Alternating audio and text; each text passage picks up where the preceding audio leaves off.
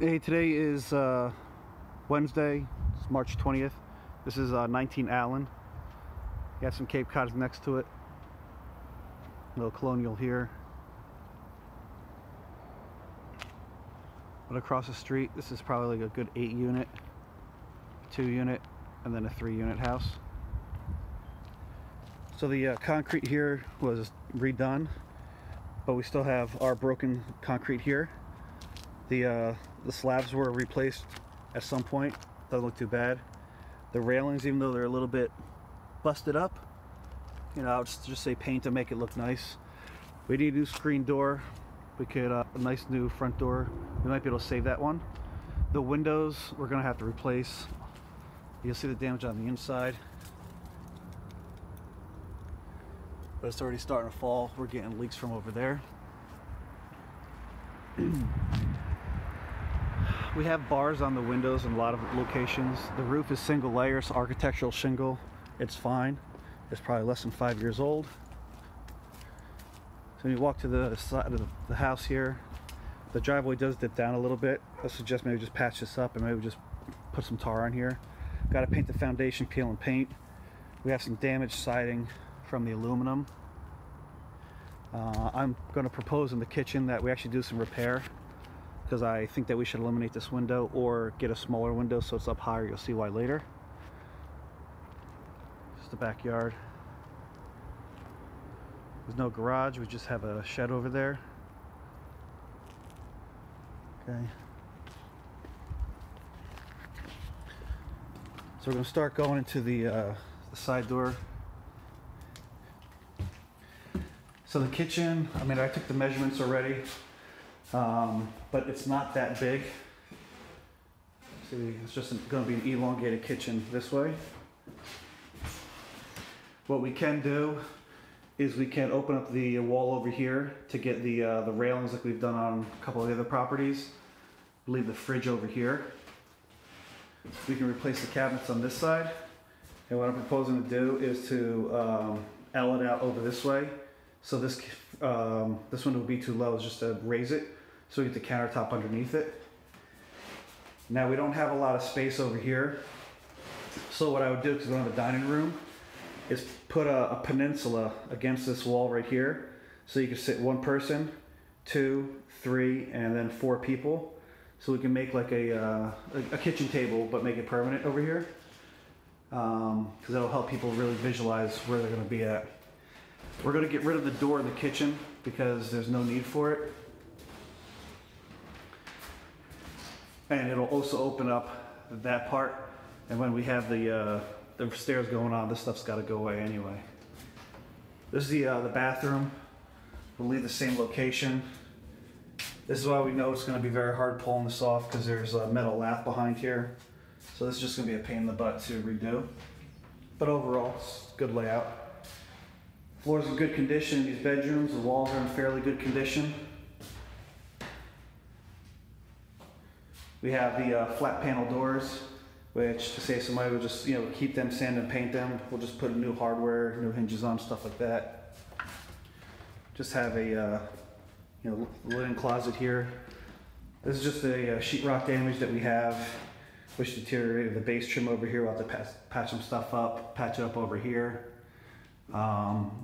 We got to check the flashing maybe, because I don't know why we had this leak here, but we have these 2 doghouse dormers right above that. So that needs to be addressed. So the living room here, when you first walk in, we need to add some lights in here.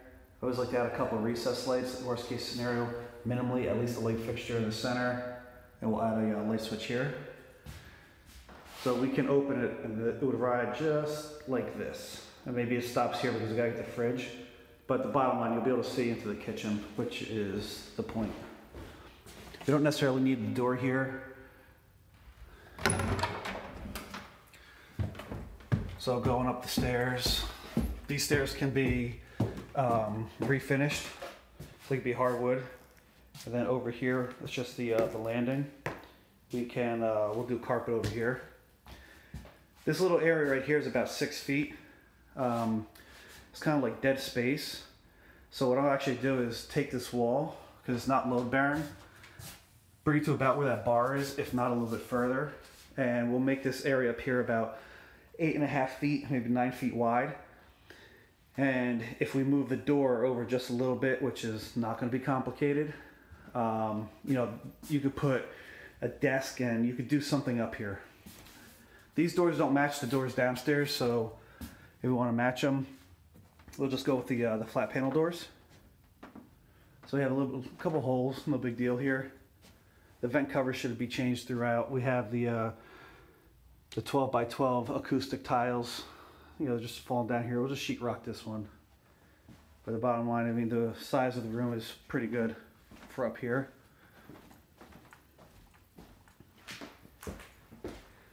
This room over here, it is a little bit choppy.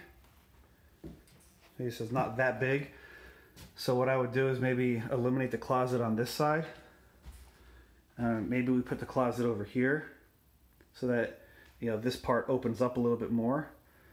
I mean, but this is, you know, this is kind of laid out for where you would put a bed. But the problem if the bed comes out over here, you're going to block this section. You know, maybe somebody just puts the bed in here so it'll come out right about this way. I'm not sure. We'll figure it out later. But I was thinking, you know, when you first walk into the bedroom, it'll look a little bit bigger if that wasn't there, this wall. To be determined. So we do have forced hot air in the house. We do not have any AC at this point. If we want to do AC, then we got to deal with it. This would just be whatever the kitchen tile is. Then we'll figure out something with the stairs going down. So as I'm walking down these stairs, I am now on like this platform, which by the way, these are all asbestos tiles. But you can see how this platform is already raised. And you can see like there's some type of, at some point there was a water issue. Now that base trim, you know, is really shot. This one has just been painted over. But you'll see the water damage because you'll see the board peeled here, or the paper. That's how easy it is just to, you know, that just falls apart. So what I would do down here is when you come down, we can maybe even eliminate this wall, so everything will be open. Okay, I hope this keeps recording. We may have to just remove this platform so everything's flat, but you know, we can open it into this room over here because we have the 100 amp panel. We do have some damage, but that's from the window above. So I'm suggesting get rid of this wall, which doesn't really do anything. So you have all this extra space. And then this just comes over this way. No big deal. So over here is where we have the laundry. So we take, you know, step down.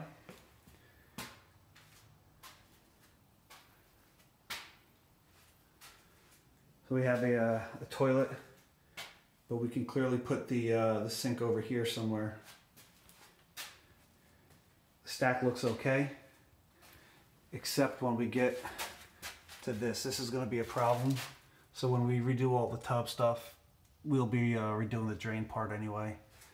But you can see everything is concrete mesh. It's just not sheetrock plaster stuff. The hot water heater's got to go. And this is the furnace. It's really big. So even on this side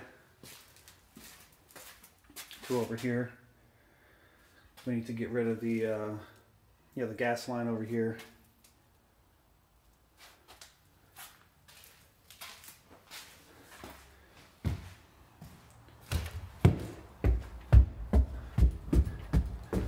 And